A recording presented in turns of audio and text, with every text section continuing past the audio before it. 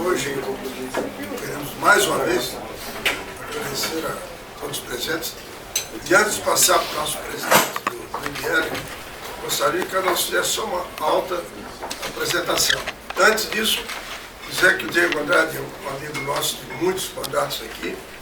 Ele é uma pessoa extraordinária, influente aqui no Congresso Nacional. Muitas vezes falamos o nome dele aqui. E também dizer que ele é uma pessoa bacana, uma pessoa bem. Toda vez que a gente, mesmo na correria, ele atende com educação, com jeito, né? É uma pessoa querida que nós temos aqui. Tá?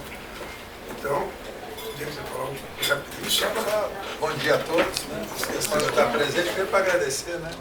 Apoio diário aí de todos, a gente conta muito aí com a Frenlog, né, na discussão dos temas diversos, porque aqui a gente encontra o apoio técnico, né, sempre com a qualidade de cada um de vocês e a habilidade do Edinho, né, esse parlamentar querido na casa, que tem dedicado tanto aí para o setor. Então o que a gente faz é, para poder avançar com as pautas, é estar próximo da Frenlog, estar discutindo com vocês e me colocando à inteira disposição nas comissões que a gente atua e no trabalho da gente como parlamentar, estou no 4º mandato, e pronto para poder colaborar naquilo que tiver ao nosso alcance, né? Eu vejo a Frenlog, desde a sua instalação, uma iniciativa extraordinária e a cada ano vai ficando mais madura, né?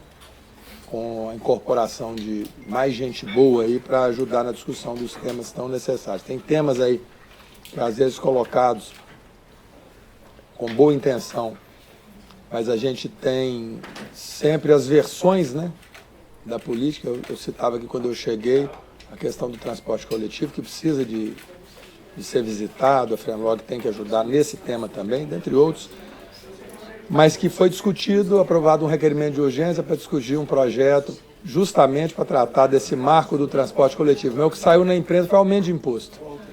Estão querendo aumentar imposto, né? Porque disseram lá da possibilidade da criação pelos municípios de alguma compensação. Quando, na verdade, não é nada disso, a gente precisa de discutir esse tema mesmo. E aí a gente trouxe para isso uma sugestão importante de utilizar, dentro das arrecadações que já existem diversas, recursos existentes. Isso é difícil, porque o orçamento está com dificuldade, mas existe, por exemplo, como presidente que fui da Comissão de Minas e Energia, a taxa de iluminação pública que a gente está vendo nos municípios ficar com saldo. O prefeito, às vezes, fazendo natais exorbitantes, gastando fortunas no Natal da cidade, não que não deveria, porque o Natal é importante, mas às vezes recursos exagerados, porque fica lá na conta de iluminação pública, sendo que a maior demanda é mobilidade. Então, assim, se alterasse isso, né, por exemplo, conta de iluminação pública e mobilidade urbana, ele poderia usar esse mesmo recurso sem criar recurso novo para poder fazer o tarifa zero, investir na mobilidade do cidadão.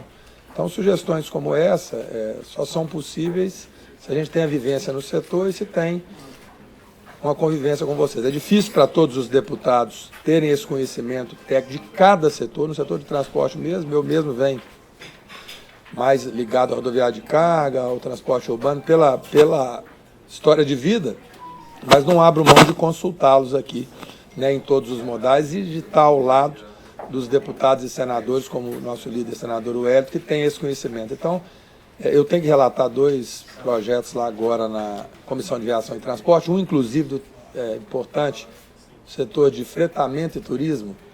Ele, durante a pandemia, ficou completamente parado e a NTT continuou cobrando a taxa. Existe uma taxa caríssima por ônibus. E o sujeito, às vezes, que tinha 40, 50 anos parado dentro da garagem, ele ficou obrigado a pagar essa taxa na pandemia, quando o turismo não existiu. Então, existe um projeto lá que eu estou relatando para sustar e suspender essas taxas nesse período. Eu acho até que tinha que suspender, era direto, mas isso para suspender nesse período, e a gente vai ter que relatar. Então, é um momento curto, mas eu queria me apresentar para aqueles que não conhecem, me colocar à disposição do Edinho da Frenlog e dizer que contem comigo aí, deputado Diego Andrade. Beleza? Bom dia a todos aí. Só para complementar, falha minha aqui, o Diego Andrade ele é o vice-presidente da Frenlog, né? O senador Wellington é o presidente, ele é o vice-presidente, e ainda ele acumula como vice-presidente da Câmara Temática Rodoviária, né? Pela origem. Agora, pedir para cada um faça uma autoapresentação, mais rápido para nós dar início Gesualdo aí. Você ia falar, Gesualdo? Eu acho que gostaria de falar antes da Então, ok. coloca todo mundo na Então, pauta. Alô? Gesualdo é o nosso presidente do IBL, do Instituto Brasil Logística, que dá toda a sustentação para a Freilogem. Esse aqui, Gesualdo? Acho que está funcionando aqui. Só de operacional.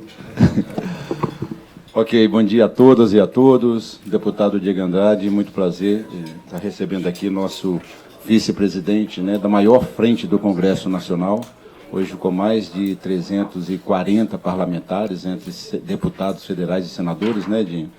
Deputada Daniela Rainer, que é aqui a vice-presidente do setor da área portuária dentro da Freilogem, que vem nos prestigiando aí com sua atuação, né? Duas boas-vindas também aqui ao nosso querido diretor de Relações Institucionais, né, lá da CNT, o Dr. Walter, e os demais conselheiros aqui presentes. E também a boas-vindas a todos vocês aqui.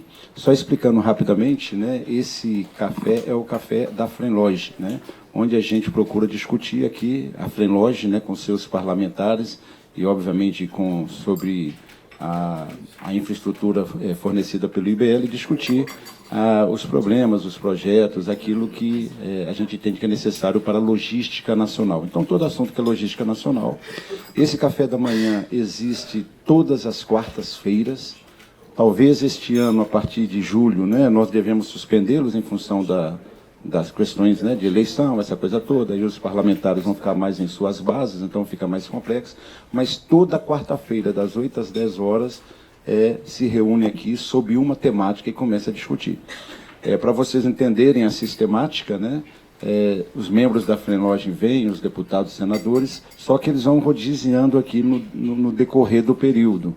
De 8 às 10, o entra e sai e a gente vai conduzindo os assuntos. E sempre nos assuntos a gente procura trazer para cá também todos os envolvidos, tanto o Poder Executivo como o setor privado, tá certo? Então, hoje, nós vamos conduzir aqui basicamente 2 temas. É a primeira reunião que nós estamos fazendo esse ano, porque depois da volta, né, do recesso, logo ali em cima do Carnaval, então essa é a primeira. E nós vamos fazer 2 discussões aqui. A primeira delas, um overview aqui do PL 733, e nós já temos aqui a deputada Daniela Rainer, que inclusive é da comissão especial, então pautar para a gente como está esse assunto, algumas preocupações deputada, que a gente até tem sobre uma proposta. Houve uma última audiência pública, né, envolvendo a praticagem, e nós entendemos que este é um assunto que já é tratado numa lei à parte, né, talvez não seja o caso de trazer para o 733, e um assunto muito emergente, que é a questão que ocorreu lá em Santarém. E nós temos aqui os nossos, né, representantes da Cargill, o Regis Punzel e a Sandra Silva, para mostrar para a gente um pouco o que aconteceu, as medidas que foram tomadas, e, mais importante, o que essa casa pode fazer para que coisas desse tipo, que comprometem tanto o Brasil, tantos investimentos nessa infraestrutura crítica, né, não possa acontecer. Né? Como a gente pode fazer, como pode fazer essa interação lá com o Executivo, que nesse processo, né, realmente, a gente viu que ficou uma lacuna muito grande. Tá?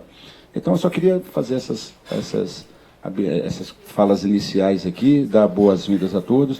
E agora, Edinho, eu acho que a gente pode passar para a autoapresentação, cada um, porque aqui nós temos também membros do Conselho, e no decorrer aí vai estar chegando e saindo eventuais parlamentares. Tá? Acho que a gente pode começar aqui com o Carley, por favor, Carley. Bom dia a todos, meu nome é Carley Welter, sou conselheiro do IBL e diretor da ANATC. Somos uma associação de transportadores rodoviários de carga. A gente sempre coloca que o caminhão é dependente do que acontece aonde ele descarrega. Então, seja um terminal, seja uma ferrovia, seja um porto, a gente é muito sensível, né, ao que aconteceu na Cargill. Os caminhões ficam parados, não conseguem descarregar. Então, isso acaba prejudicando toda a cadeia, né? Esse é um dos motivos que a gente está presente sempre em todos os cafés. O segundo é monitorando a concorrência, né? Porque se a concorrência subir, a gente tem que saber o que está acontecendo. Bom dia a todos. É uma grande satisfação estar aqui, vendo essa mesa tão cheia,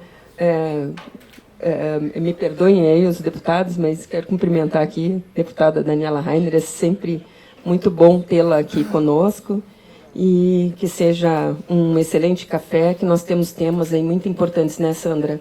Sandra, Regis, eu acho que aconteceu, como disse o Carley, o que aconteceu em Santarém foi muito sério e merece muito debate para que isso não se repita, né, que não vire moda. Obrigada. A Cláudia Borges, diretora executiva da ABTP e conselheira do IBL. Oi, bom dia a todos. Meu nome é Leonardo, eu sou conselheiro do IBL, representando o Sindicato dos Operadores Portuários do Estado de São Paulo, SOPESP. Bom dia a todos. Rebeca Albuquerque, diretora executiva do IBL. É um prazer estar com todos aqui. Bom dia a todos. Primeiro, agradecer o convite. Obrigada, Gesualdo, Cláudio. Eu sou Sandra Silva, sou advogada da Cargill, sou conselheira da ABTP. Bom dia a todos, deputada, deputados. Obrigado pela presença, obrigado pelo convite também, Gesualdo. Obrigado pelo apoio de todas as entidades que nos ajudaram nos últimos 30 e tantos dias, né? Meu nome é Regis, eu fico responsável pelas operações que a empresa tem em portos aqui na América Latina, né? Tanto Porto quanto CRT, CRT Norte Brasil, CRT Paraguai, Bolívia e Argentina. E também atuo lá no Estado de São Paulo como presidente do SOPESP, que é o Sindicato dos Operadores Portuários de lá. Então, obrigado pelo convite e vai ser muito bom estar aqui com vocês. Bom dia a todos, bom dia aos nossos parlamentares. Meu nome é Igor Guerra, eu sou presidente da ANEINFRA, que é a Associação Nacional dos Analistas Especialistas em Infraestrutura, carreira do Poder Executivo que formula as políticas públicas, atua também nessa parte de diretrizes regulatórias do governo federal, né? Estamos atuando aí em todos os ministérios do eixo de infraestrutura, assessorando os nossos ministros, alguns são secretários, diretores, estamos aqui para somar. Muito bom dia a todos. Eu vou me apresentar agora, depois na fala eu faço os cumprimentos mais extensivos, mas é uma alegria recebê-los aqui na Fremloge hoje. Eu sou a deputada federal Daniela Rainer, eu sou advogada, sou produtora rural, sou empresária e desde 2018 eu estou nessa missão, né, na política. Fui vice-governadora de Santa Catarina, fui governadora e agora deputada federal. E tenho atuado bastante em todas as questões ligadas ao setor produtivo, ligado desde o agro até a ciência e tecnologia. A gente tenta acompanhar, né, toda essa sinergia que muda muito rápido, né? E a questão portuária também, né, que envolve todos os outros setores, né? E eu gosto de falar quando eu ando pelo interior, né? Não interessa se a tua cidade tem porto, nós somos exportadores e alguma coisa da tua cidade vai passar pelo nosso caminho, né? E eu estou presidente da Câmara Temática de Portos e Hidrovias aqui na Fremloge. Estou também aqui é Câmara, né? Lá é diretoria, né? Diretoria de Relações Institucionais da Frente Parlamentar de Portos e Aeroportos. Atuo na FPA também, atuo em diversas outras comissões, né? Estou na comissão também de integração nacional e desenvolvimento regional, que também linka, né, com diversos setores do desenvolvimento econômico. E a gente está à disposição aqui de todos os senhores, né? Temos grandes desafios pela frente nesse setor que tem uma pujança, mas ainda tem muito a crescer e a desenvolver. E temos desafios, né, como o que aconteceu na Cargill, que realmente vem a depor contra o nosso país, né, aos olhos dos investidores, e que nos preocupa muito, né, porque, como a Cláudia disse, isso não pode virar moda, né, é um dos grandes desafios aqui no país, que muita coisa equivocada acaba virando moda, né, digamos assim. Então, a gente está à disposição, sejam todos muito bem-vindos ao nosso café. E a gente espera, né, que esse ano seja um ano muito produtivo, que nós tenhamos excelentes conversas, como foi o ano passado, né, para desenvolver cada vez mais esse setor e deixar a nossa colaboração. Muito obrigada. Sim, agora eu também sou presidente da Comissão de Turismo, né? E me viro nos 30, deputado Edinho, para conseguir fazer toda essa agenda que acaba se concentrando em 3 dias aqui em Brasília, né? mas a gente se esforça para dar conta, né? Obrigada. Bom dia a todos, meu nome é Walter, eu sou diretor da CNT, estamos aqui para apoiar, né, a Frenlog, né, essa grande frente que a gente espera, continua atuando muito bem, então, parceiro nosso. Um bom dia a todos. Bom dia a todos, eu sou Edeon Vaz Ferreira, diretor executivo da ADECOM, Agência de Desenvolvimento Sustentável das Hidrovias e dos Corredores de Exportação. Parceiro antigo aqui da Frenlog e membro fundador do IBL. Muito obrigado a todos. Bom dia, André Moura, sou assessor do senador Zequinha Marinho, que é presidente da Comissão de Agricultura e Reforma Agrária do Senado e presidente da Frente Parlamentar Mista das Ferrovias Autorizadas. E eu estou aguardando ele chegar aqui. Obrigado, bom dia. Sou Rony Glanzmann, presidente do Move Infra, que é um movimento aí que congrega 6 grandes grupos de transporte, né, que atuam no setor de infraestrutura de transporte, todos eles listados em bolsa, com alto nível de governança, compromissos ambientais assumidos, e trabalhamos muito com a questão da multimodalidade. O tema de hoje é um tema que nos interessa muito pela questão das hidrovias. Eu acho que nós temos um momento aí muito importante para o país, porque, acho que como já foi dito aqui, o que aconteceu aí, que tem acontecido nas últimas semanas, realmente é de assustar bastante, e o Brasil não pode caminhar desse jeito, né? A gente não pode ser refém. Claro que existem interesses de diversas formas, de diversas entidades, é normal, é democrático que isso aconteça, mas isso não pode acontecer de uma maneira desordeira, de uma maneira não republicana. Então a gente precisa estar muito atento. Eu acho que aqui, essa casa, o parlamento, tem muito a contribuir nessa discussão, tem que estar muito vigilante, e eu acho que hoje a gente vai ter uma manhã muito produtiva para poder discutir esses assuntos que são tão relevantes. A gente está bem atento a esse movimento e estamos muito preocupados aí com os desdobramentos, né? A gente teve revogação de decreto recentemente, tem um programa de concessão de hidrovias que estava andando bem e agora começa a andar de lado, começa a patinar, e o Brasil precisa fazer essa virada do rodoviário para o hidroviário e também para o ferroviário.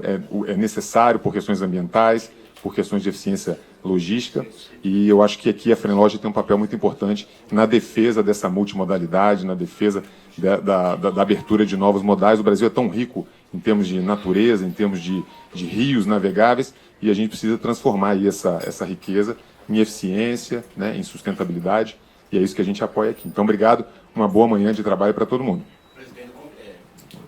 Conselho daqui exatamente, perfeito. Bom dia a todos. Eu sou o Renildo, superintendente de outorgas da ANTAC. É um prazer estar aqui, Jesualdo. Obrigado pelo convite. E quando eu falo em ANTAC, eu falo que a agência é responsável por um ecossistema portuário e hidroviário nacional. E eu não falo somente, senhores, de terminal público ou terminal privado. Eu falo aqui também de afretamento de embarcações, transporte passageiro no norte do país, que tanto depende da hidrovia, do rio, das embarcações.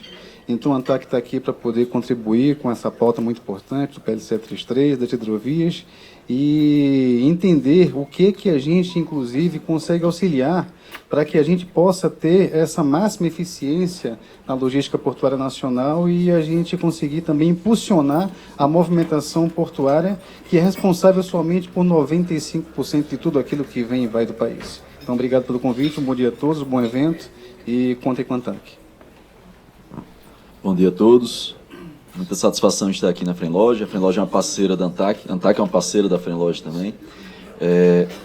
Muito importante esse debate aqui para a gente, inclusive, trazer informações, buscar o apoio em momentos tão importantes e desafiadores como esse que foi citado, da hidrovia, da Cargill, né? A gente teve também o caso do DENIT, lá em relação ao Pedral do Lourenço, que também, lá em Marabá, que também vem trazendo preocupação para a gente sabe que existe a necessidade de a gente ampliar esse debate. Então, no caso das hidrovias, a gente ainda está falando sobre a realização de estudos, que vai poder, inclusive, analisar impactos. Então, a gente está num processo inicial, então é importante que a sociedade permita que a gente desenvolva esses estudos, que, na verdade, são benéficos para o meio ambiente, para o setor hidroviário, mas para todo o país, para a economia brasileira, né? Então, hoje a ANTAC está como implementadora da carteira de projetos de leilões A ANTAC tem um desafio muito grande em concessões portuárias e hidroviárias. A gente tem uma série de canais de acesso na nossa carteira. Amanhã a gente tem inclusive um leilão, já na B3, do Porto Natal, uma área no Porto Natal, uma área no Porto de Porto Alegre.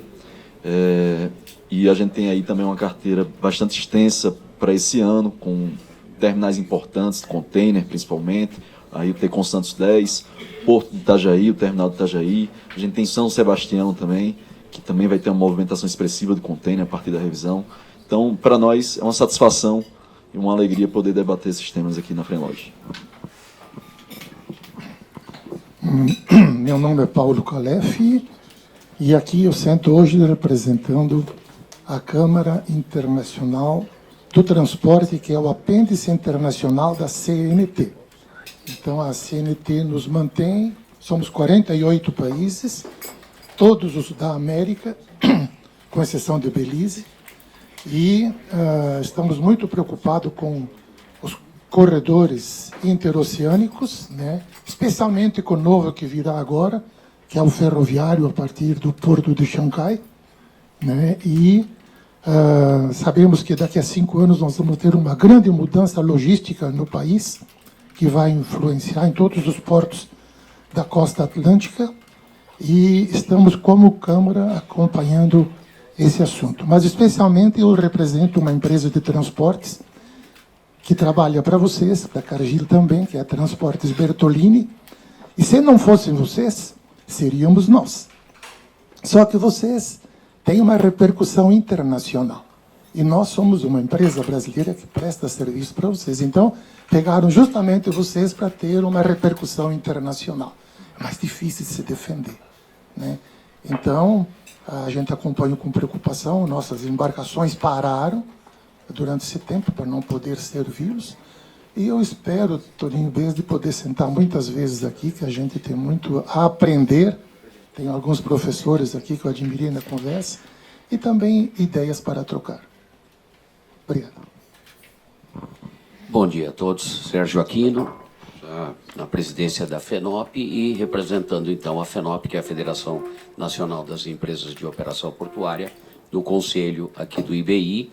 Muito prazer tendo, do IBL, prazer ter aqui representantes da Cargill, né, o diretor Regis, a doutora Sandra, nesse dia especial de forma triste, de um fato triste de que ocorreu nesse país. E acho que é muito importante a solidariedade, o apoio que todo o setor tem dado à Cargill. E aí gostaria que, como FENOP e como IBL, pedir de maneira muito enfática que os parlamentares componentes da FRENLOG não permitam que isto não passe em branco. Eu acho que os dois fatos, né, a invasão, o desrespeito de uma propriedade privada, né, o desrespeito às pessoas que lá foram mantidas, né, como reféns, por destruição do patrimônio, como se isso parece que não é nada. Então, acho que precisa uma reação da FRENLOG no parlamento, protestando veementemente contra isto. Esse é o primeiro fato. E o segundo foi a sinalização do governo brasileiro em desmerecer a necessidade de infraestrutura aquaviária desse país. Porque quem simplesmente, para resolver uma questão e não se desgastar politicamente e não tomar a ação que se esperaria do Estado, né, porque o Estado deveria ter agido dentro do que é sua competência, né, revoga um decreto e com isso sinaliza para o país e internacionalmente de que infraestrutura aquaviária não é mais importante para esse país. Então eu gostaria de, como membro do IBL e como FENOP, requerer que os parlamentares da FRENLOG atuem no parlamento, em pronunciamentos, em documentos, e que isto não fique em branco e que isso sirva ao contrário, para fortalecer a importância da infraestrutura e colocar o governo efetivamente como um todo, porque nós sabemos o empenho que o ministro Silvio Costa estava fazendo para preservar isso e tem lutado pelo sistema hidroviário. E o governo não pode desautorizá-lo como aconteceu nesse ato. Esse é um pleito da FENOP e também e como membro aqui do Conselho. Obrigado. Só uma parte, Sérgio. A FRENLOG vem se pronunciando esses dias. Só para deixar, né, a FRENLOG, desde os primeiros momentos, vem se empenhando, em especial até na figura do senador, o Wellington, né, que inclusive ontem fez um discurso bastante, né, acirrado lá, colocou uma nota. Então, esse compromisso tem, e, claro, a gente precisa aprofundar mais as discussões aqui para saber o que mais precisa, porque não adianta passar pano quente, né? O ponto fulcral disso aí está na 8169.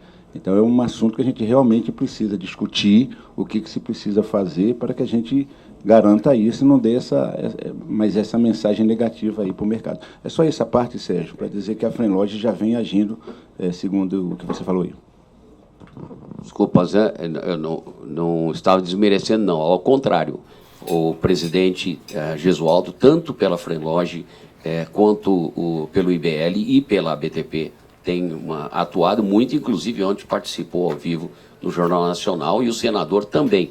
Quando eu disse que nós precisamos de uma atuação corporativa da entidade, para que isso não fique apenas, não, tirou lá, está resolvido, vamos em frente, né? Apenas isso. Bom dia, meu nome é Jaqueline Van Papp, eu represento a Praticagem do Brasil. A Praticagem do Brasil é membro fundador do IBL, então nos sentimos aqui em casa, né, junto com a FRENLOG, sempre parceiro da Praticagem. E o tema é um tema extremamente relevante, né, que estamos tratando, essa situação da abolição do Estado de Direito, que é isso, né? No fundo é isso que nós tivemos, e como tal acho que deve ser tratado, e ninguém pode estar à margem da lei. Crime tem que ser tratado como crime. Então acho que a resposta tem que ser bastante dura, bastante veemente, porque senão fica um recado para o mercado internacional que o Brasil não respeita, né, os contratos, não respeita a propriedade privada, e isso é muito ruim para o investidor. Eu acho que, como bem dito aqui pelo que me antecedeu, pelo Paulo, a Cargill foi escolhida justamente pela repercussão internacional que causa. Então, é o recado que nós temos que passar na mesma altura, né? Então, se a gente não vai vivenciar isso do Executivo, nós gostaríamos muito de ver o Parlamento fazendo essa resposta, garantindo ao investidor internacional que o Brasil é sério e que é respeitador das próprias leis que cria. Então, contamos muito com o apoio de todos nesse tema bastante relevante. Olá, bom dia a todos. Sou Elielson Almeida, sou diretor-presidente da ABEPRA, Associação Brasileira de Portos Secos e Crias. Parabenizo a FRENLOG pela escolha dessa temática tão relevante, tão premente agora, né? E desejo a todos uma excelente reunião.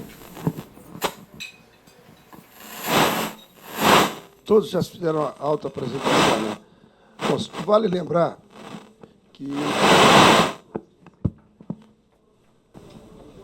que nós tivemos uma audiência na AGU com o ministro, iniciativa da FRENLOG, com a presença do senador Herto Fagundes, e também ele participou da reunião que estava em Mato Grosso, videoconferência.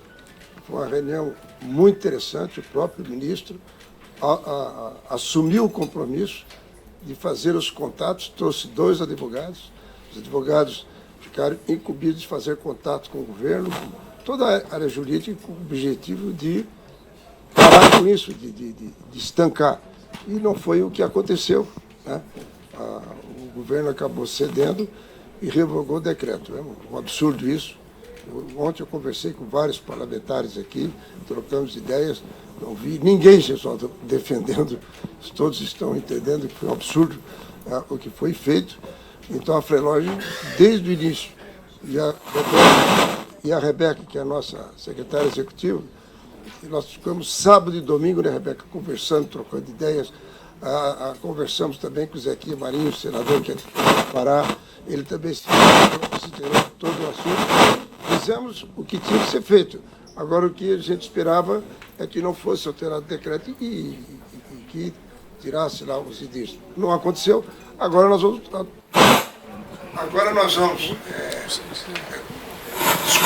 o assunto, praticamente é esse. Claro que está livre para qualquer sugestão. Mas nós vamos agora retomar essa discussão do que é que nós podemos fazer. É como disse aqui, eu acho que foi o Sérgio Aquino que falou, não me lembro agora, para evitar que a Ana Cláudia, que outras iniciativas dessa maneira aconteçam. Né? Bom, Gesualdo, acho que você... Acho que eu poderia primeiro dar a palavra aos nossos convidados da Cargill, né, para eles passarem com a gente. Eu estou sem o microfone aqui. Mas eu acho que está dando muito ruído. Tá. Talvez seja melhor a gente... Gesualdo, você não vai sair na transmissão. Você conhece mais o pessoal. Bom, então passa a palavra aqui primeiro para o Regis. Vamos tentar com isso aqui. Vamos tentar com isso aí. Bom, eu vou fazer um relato aqui de como tudo aconteceu, de como tudo aconteceu e a gente acompanhou, e a forma como a gente acompanhou. Eu, coincidentemente, eu estava no primeiro dia, foi dia 22 de janeiro, estava lá em Santarém por uma questão de organização interna, estava fazendo umas modificações lá na estrutura, eu estava lá. E nesse dia, então, eles marcharam até a CDP, que é a Companhia Docas do Pará, e depois pararam no nosso gate de acesso dos caminhões. Né? E ali já se instalaram de forma muito organizada, rapidamente se instalaram. Né? E a gente entende que com muito apoio, né? Apoio dos apelos, redes sociais e tudo mais. Então, rapidamente se mobilizaram, rapidamente se instalaram com estrutura por lá ficar por muito tempo. E foi o que aconteceu. Tentamos ali, de certa forma, uma conversa com representantes do Ministério Público Federal que ali estavam acompanhando no intuito de fazer uma mediação. E logo na primeira conversa, olha, o que a gente precisa é de apoio da empresa, assim, mas nós não podemos apoiar no sentido de que vocês estão obstruindo o nosso acesso de caminhões. 100% do acesso de caminhões estava paralisado. Vamos tentar mover, então, essas pessoas, os manifestantes, acho que a causa é justa, o projeto de lei, o decreto, na verdade, não tem como a empresa tomar nenhuma medida, mas é a forma da gente pressionar, então, o governo para o governo voltar atrás. Foi o primeiro discurso no dia 22 de janeiro dos representantes que lá se encontravam. E todos os dias, de 22 de janeiro até o último dia, que foi o dia mais tenso, que foi da sexta-feira agora para sábado, sexta para sábado, passada a meia-noite, o pessoal ligou, acabaram de entraram de 10 a 15 pessoas, né, todos encapuzados, vamos chamar assim, né, com o rosto coberto, com paus, com flecha, com arco, com flecha e tudo mais, quebrando câmeras, acessando, quebrando portas, né, danificando bastante o patrimônio. Nós tínhamos naquele momento 43 pessoas trabalhando dentro do terminal, espalhado em várias atividades. O terminal trabalha 24 horas todos os dias, né, 7 dias por semana, então nós estávamos com 43 pessoas lá dentro. Essas 43 pessoas se dividiram em 2 grupos. Parte desse grupo, nossos colaboradores estavam orientados a se proteger, digamos assim, numa área reservada, então parte deles foi para o centro de controle operacional, que a gente precisa manter até atendendo requisitos de ISPS Code, que é um código internacional de segurança, e a outra parte, 17, ficaram então nessa área que a gente chama de centro de controle operacional. Foi o momento mais tenso, né, porque parte dessas pessoas conseguiram sair por água, nossos colaboradores sair por água, enquanto lá estavam, além desses 15 que começaram a invasão, e aí a partir desse momento se abriram os portões, abriram as portas, as cancelas, tudo, e aí sim houve uma invasão generalizada, tomaram o prédio administrativo, tomaram toda a estrutura, recursos humanos, toda essa situação. E ali foi o momento mais tenso, que as pessoas que estavam lá dentro, presas, não tinham o que fazer, porque não tinha com quem a gente negociar, vai negociar com quem. E a gente está um pouco mais acostumado a discutir temas, por exemplo, você tem um pouco mais de caminhoneiro, você vai ter que discutir ali, então geralmente tem uma liderança. Uma questão de discussão capital-trabalho, você geralmente vai ter um líder do outro lado para você fazer essa discussão. E ali nós não tínhamos liderança. O judiciário, né, várias medidas, nós entramos com medida judicial tentando ali obter um interdito proibitório, o judiciário demorou porque precisava notificar e seguir o rito. Para ter a primeira audiência demorou quase 3 semanas.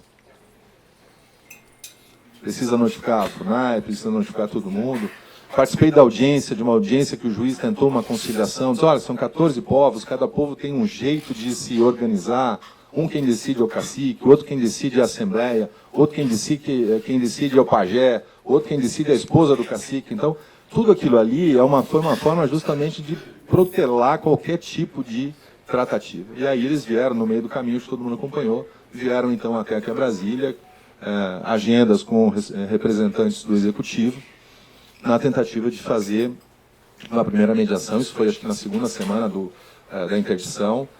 E aí foi que o governo tomou a medida de suspender o decreto. E isso não foi suficiente para ele, né? Então, depois das outras semanas seguintes, e aí todas as noites, né, de tudo que a gente podia imaginar acontecia lá, atos de violência, né, flechas sendo lançadas contra o terminal, contra as pessoas do terminal, barreiras humanas, não deixavam ninguém acessar, não deixavam ninguém passar nas ruas. Teve até um evento lá, acho que um vereador de Santarém, que, enfim...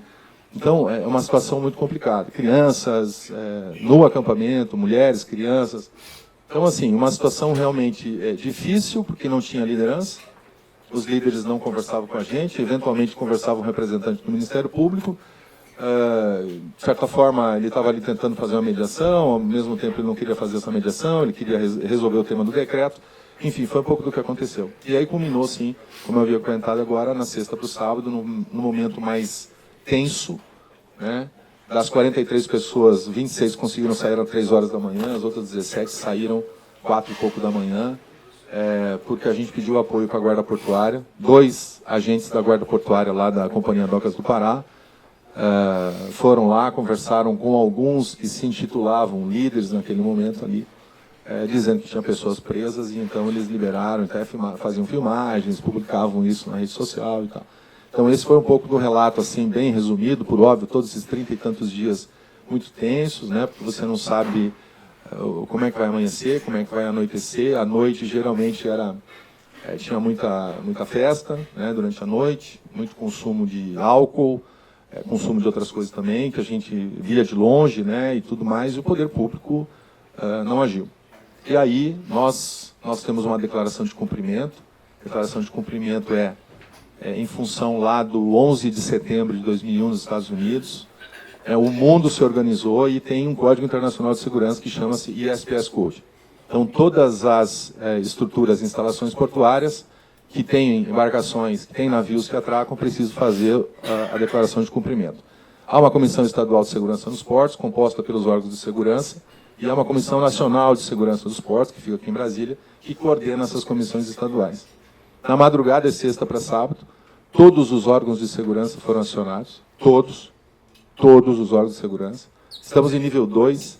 O que é o nível 2? Quando você sobe o nível de exigência de segurança, isso aconteceu já na segunda semana, quem emite isso é a Polícia Federal, e naquela noite, quando houve a invasão, nós não tivemos nenhum suporte de nenhum ente da Cesportos, de nenhum ente da segurança pública. Estou aqui relatando, não é uma crítica, é um relato, mas não funcionou, né? E aí eu faço um paralelo aqui, Jesus.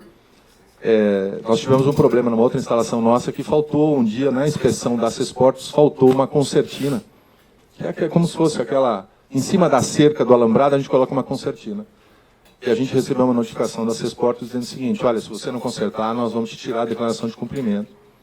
E naquela madrugada, todos foram acionados, o plano que a gente precisa aprovar foi acionado, e a gente não teve resposta, talvez por medo das entidades de segurança, pela quantidade de pessoas que lá estavam, e realmente, naquela noite ali tinha mais de 1.000 pessoas, 1.000 e tantas pessoas, então realmente talvez não estavam preparados. Depois de 30 e tantos dias, eles não estavam preparados para agir. Então é um pouco do relato, e isso realmente foi comentado aqui por alguns colegas, do desconforto e da falta de previsibilidade, falta de segurança, não só segurança jurídica, mas segurança das nossas instalações. E aí esse é um exemplo que para nós é muito triste, por óbvio, né? Tem a questão toda que conecta os fluxos de carga lá para Santarém. Então esse é o relato de forma bem resumida, né? Foi um momento bem tenso, tentávamos aqui muito apoio de todas as entidades, e mais uma vez agradeço aqui o apoio de todos que trabalharam e nos ajudaram, tanto do Legislativo, o próprio Executivo também teve muita gente ajudando, as associações, as entidades de classe, todos nos ajudaram muito, Frenloja, BTP, FENOP, todas as entidades que puderam, enfim, se posicionar para nos ajudar. Então, um pouco do relato que aconteceu lá no nosso terminal de Santarém. Você pode só emendar, falando como é que está a situação hoje de vocês, operacionalmente falando, e se já voltou ao normal? Renildo, não voltou ainda, né? No sábado, na sequência da invasão, vamos falar sábado passado, sexta para sábado. Sábado de manhã, então, nós mantivemos o terminal ligado, com força de energia e fornecimento externo, mas sem controle do terminal. Então, os invasores tocaram todo mundo, ameaçaram vigilantes, enfim, o pessoal evadiu o terminal. O pessoal realmente fez a evacuação, digamos assim, nosso pessoal. E eles tomaram o terminal. Ao longo do dia, no sábado, nós tivemos que tomar uma decisão. Começou a chegar relato de invasão de rede, ataque hacker. Essas pessoas estavam dentro de uma instalação que acessa a rede interna da corporação, e aí nós tivemos que tomar uma decisão que era seccionar o fornecimento de energia. Então nós cortamos o fornecimento de energia ao longo do sábado, cortamos a conexão dessa filial, né, desse porto, com a rede interna da corporação, para evitar que algum hacker entrasse no sistema e causasse um problema, digamos assim, ataque cibernético. Isso foi ao longo do sábado, depois nós não religamos mais energia. O decreto foi revogado, acho que na segunda-feira. Ainda hoje, amanheceu agora, informação que a gente recebeu agora. Ainda nós não temos certeza de se tem pessoas dentro do terminal. Ainda há manifestantes na rua de acesso, então na frente do nosso gate eles ainda estão lá, acampamento e tudo mais. E agora, 9 horas da manhã, está programada, digamos assim, o acesso do nosso pessoal junto com algum órgão de segurança. Polícia Federal, ou Polícia Militar, ou até mesmo a Guarda Portuária, para que faça, como há um inquérito federal em andamento, deveria fazer. A Polícia Federal deveria ir lá fazer uma espécie de uma perícia, né, para ver estragos, para ver como está a condição. Nós estamos prontos, né? Se a Polícia Federal não conseguir demandar pessoas, nós vamos acessar, com o apoio de quem estiver lá dos órgãos de segurança, para que a gente possa ter uma noção de como é que está a condição do terminal. É um terminal que tem um nível de automação elevado, né? Então hoje a gente consegue fazer uma operação muito importante com muito equipamento de automação, e se corta um cabo, se corta uma fibra, você tira totalmente a automação de um terminal como aquele, né? Então ele é um terminal moderno, opera muito bem, né? Então nós não sabemos como está. Então também não sabemos se tem equipamentos que foram danificados.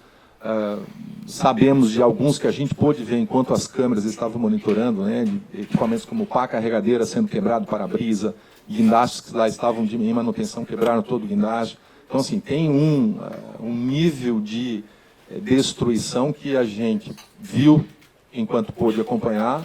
Depois que as câmeras foram destruídas, nós não podemos mais acompanhar, eles destruíram todas as câmeras de monitoramento, né, e a gente não pôde mais acompanhar. Então, agora, se a gente entrar hoje, nós vamos ter uma noção de como é que está o nível de estrago, de equipamentos, de automação e de tudo que a gente tem lá. Então, esse é um pouco do status agora, 7 horas da manhã.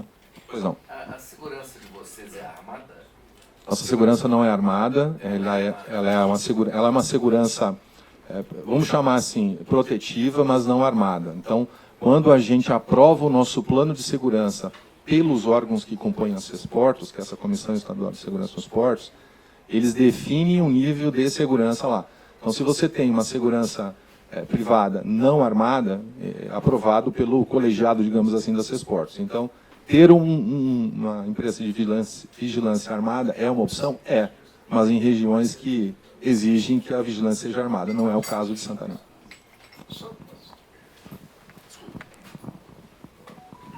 É que o nosso diretor da CNT, o Walter, precisa sair e ele gostaria de se manifestar antes disso. Só para complementar, eu não quis, na apresentação eu não falei, a CNT, ela se manifestou, depois de várias entidades ligarem para a CNT, uma delas, né, a própria ABTP, a TP, né, todos os setores, a CNT fez um ofício ao ministro de Portos, à Casa Civil e ao diretor-geral da Polícia Federal, dizendo da situação e pedindo o pronto restabelecimento e tudo, e a consequência. Agora, um ponto que a gente queria citar, qual é a preocupação nossa? Talvez quem está mais em Brasília não sabe, eu recebi vários telefonemas ontem de Sinop, onde começa, na região, onde começa a origem do transporte. Então, a interrupção do terminal da Cargill, nesse longo período, começou a fazer a retenção do fluxo de soja, que é o segundo item, se eu não me engano, na pauta de exportação desse país. Nós estamos começando a safra. E aí começou a reter as barcaças, começou a ameaça de explodir comboios de soja, né, que foi isso, que de atacar os comboios de soja, e os caminhões não tinham mais espaço para descarregar em Miritituba, então começaram a suspender os embarques na origem da soja lá em Mato Grosso. Então todo o fluxo contínuo, que é um corredor dos mais importantes, uma das pautas mais importantes desse país, tá? E aí o que é pior? Foi trabalhado, o ministro Silvio trabalhou muito para que esse decreto fosse aprovado, para a gente reverter a pauta de exportação. Nós não podemos continuar com a participação do caminhão, com toda a importância do caminhão, mas eu sou do transporte rodoviário, eu faço também transporte rodoviário. Nós temos que reverter essa pauta e esse projeto, ele faz reverter, porque hoje 68% da carga brasileira é transportada de caminhão. Nós temos que reverter. A gente sabe que o caminhão é importante, eu sei que o caminhão é importante, mas a gente sabe que ele, na longa distância, é mais caro e ele polui mais que os outros modais. Então nós temos que fazer, claro, que aí são outros fatores. Mas o importante é essa preocupação e fazer com que esse decreto, né, seja revogado, é um fato ruim na caso da reversão do perfil de transporte desse país. A posição a Confederação foi solidária a Cargill. Eu acho que isso é uma pauta importante, viu, Sandra? A gente se conhece há longo tempo e sabe da importância disso. E as outras entidades que estão ligadas à CNT, nós temos que nos posicionar, nós temos que trabalhar no sentido de voltar a ter uma esperança de reverter o perfil de carga nesse país. Nós não podemos continuar transportando cargas onde o transporte hidroviário não é prioritário. Isso é uma sinalização muito ruim para uma pauta de distribuição das cargas nos modais. Muito obrigado.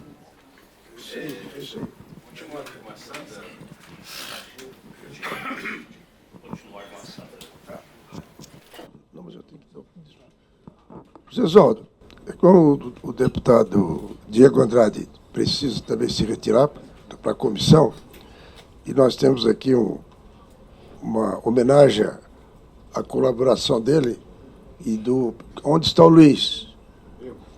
Está aqui. O Luiz é o braço direito do Diego Andrade. Eu estou sempre no gabinete lá com eles, trocando ideias, e nós, por iniciativa do IBL, né, junto com a Freilogis, e prestigiar, oferecer um certificado, uma manifestação pela importância e também pelos serviços prestados. Muitas vezes o Luiz não está, só que as pessoas sabem, o Diego não está, ele autorizou o Luiz a representá-los em todo sentido, e é com o Luiz que a gente contacta mais, né, em função do trabalho incansável do deputado Diego Andrade. Vou pedir ao Gesualdo que ajuda a fazer a entrega aqui do...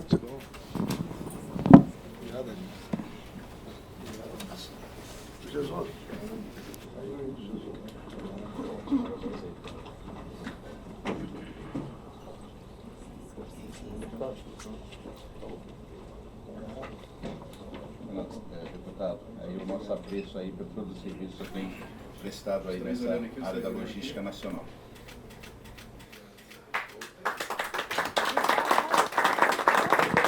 Pessoal,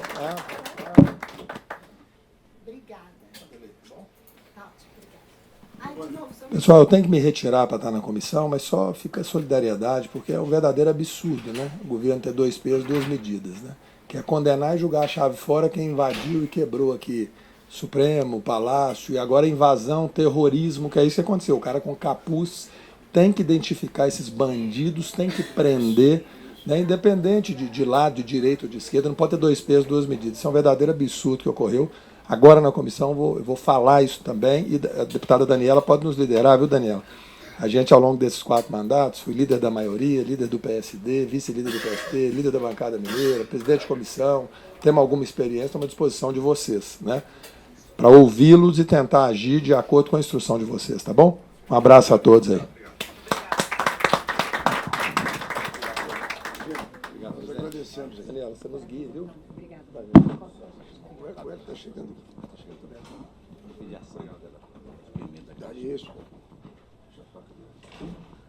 Vou passar aqui para Sandra, o jurídico da Cargill.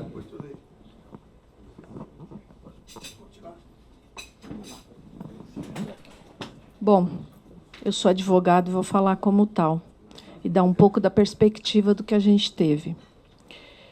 Vocês sabem, vocês devem conhecer bem que a navegação, hoje a gente não tem hidrovias, a gente tem rios navegáveis, e que a navegação, e aqui eu vou falar um pouco do Tapajós, em determinadas épocas fica muito complicado passar os comboios por lá.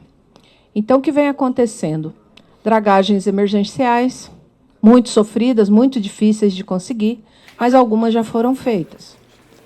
E aí, nessa situação, o ano passado, começo do ano passado, o Ministério Público entrou com uma ação civil pública para impedir as dragagens emergenciais. Já entrou com uma ação para impedir essas dragagens.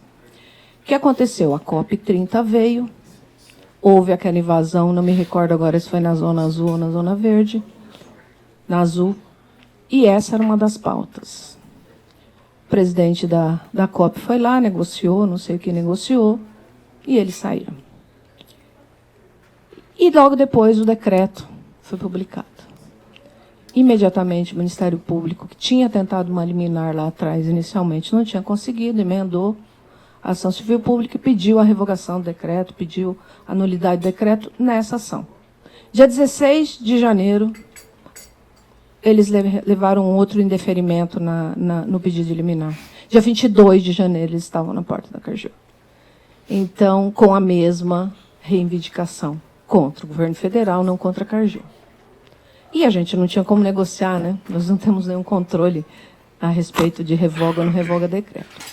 Enfim, só para dizer que já existia essa pauta, para dizer que já existia esse pedido deles. E o Ministério Público, o Regis falou, e esteve lá no primeiro dia, dizendo que é custos legis, mas, na verdade, eles o tempo todo defendendo o movimento, agindo como parte, inclusive, né? No segundo dia, nós já entramos com interdito proibitório, foi negado com a alegação de que a pauta era legítima e que precisava do diálogo. Pois bem, fomos para o tribunal. No tribunal, levamos o indeferimento com a mesma situação. O movimento é legítimo, a via é o diálogo.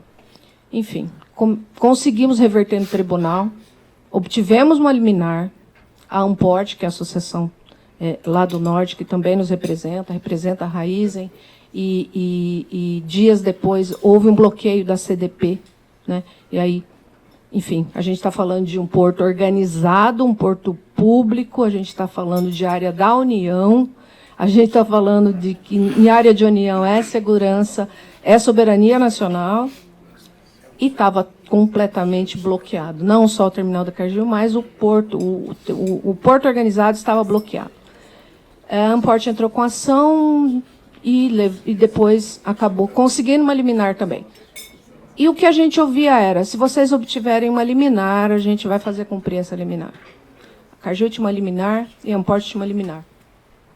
Acionamos todos os níveis do governo, ministros, todos os ministros, começamos pelo de Portos, evidentemente. O nosso presidente esteve com o ministro Silvio, o Regis estava com ele, inclusive nos primeiros dias, e depois acessamos um a um. A grande maioria dos ministérios, a Casa Civil, o senador nos ajudou muitíssimo, né? Muito, esteve com a gente na AGU, conversamos com o ministro Messias, que prometeu que ia resolver. Tínhamos sim, liminares. Elas não foram cumpridas. Então, todos os níveis foram acessados, mas a gente não conseguiu fazer cumprir. Seja pela Polícia Federal, seja pela Polícia Militar. Enfim, a gente não conseguiu. E aí o relato do Regis já está posto. A Guarda Nacional chegou lá quando o Regis... Segunda-feira. Não, bom, na sexta-feira o Regis já falou o terror que a gente passou lá. A Polícia Militar estava na porta do terminal, a Guarda Portuária estava na porta do terminal, o nosso diretor de lá, com 43 funcionários lá dentro, implorando para que alguém fizesse alguma coisa, eles simplesmente disseram, não tenho autorização para entrar porque eu não tenho diretriz para entrar. E nós vamos embora. E foram embora e nosso pessoal ficou lá. Então, assim, eu acabo até me emocionando, porque são pessoas. E a gente principalmente nós que somos advogados, a gente acha que quando a gente consegue uma decisão judicial, uma liminar, depois de tanto esforço, a gente vai fazer cumprir, e a gente não conseguiu fazer cumprir. Então, assim, com exceção dessa casa, com exceção desses que estão aqui, muitos outros que nos apoiaram, a gente ficou isolado, nós ficamos sozinhos. Então, o sentimento é frustração. Então, pedir o apoio de vocês para continuem, por favor. Continue. E aí não é pauta da gente. A gente não queria a revogação do decreto. Nós nunca quisemos, porque a gente entende tudo isso que vocês falaram aqui. A gente precisa, sim, de hidrovias, a gente precisa, tudo muito estudado, evidentemente. Ninguém quer fazer nada que prejudique nenhuma comunidade, mas a gente entende que é pauta nacional. E a gente nunca pediu em prol a nossa causa que o decreto fosse revogado. A gente queria que as decisões fossem cumpridas, só isso. Então, assim, é pedir a continuidade, sim, porque hoje é a Cargill, né? Como disse o Calé. E amanhã pode ser qualquer outro. Então, assim, infelizmente, os poderes parecem que estão meio desbalanceados aqui, né? Então, as nossas instituições não estão funcionando, aparentemente, não estão funcionando muito bem. Então, é isso, gente. É agradecer muitíssimo. O senador Wellington nos ajudou muito, não só ele, vários outros. A gente viu os vídeos todos aí sendo publicados. Então, eu acho que no início tinha muito vídeo do outro lado, né? Da ajuda aos manifestantes, mas depois começaram a surgir as manifestações também em prol aí da nossa causa. Então, é agradecer. E aí, Renildo, com muita tristeza, eu fiz o comunicado para a ANTAC que as nossas operações estavam completamente paralisadas. Isso ninguém quer, né? Então, acho que a gente nunca paralisou aquele terminal a ponto de informar a ANTAC em 25, quase 26 anos que a gente toca aquele terminal, a gente nunca tinha feito isso. Então, foi muito triste. Tomara que nos próximos dias eu consiga mandar outro ofício dizendo que a gente voltou a operar. Obrigada.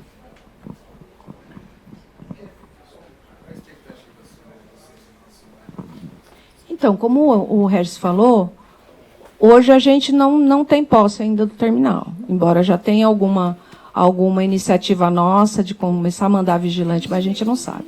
É entrar, verificar todo o estrago, como o Regis falou, tem muita automação, tem muita coisa que se quebrou, a gente não sabe como ficou a nossa rede ainda, a gente vai ter que olhar para ver se a gente consegue.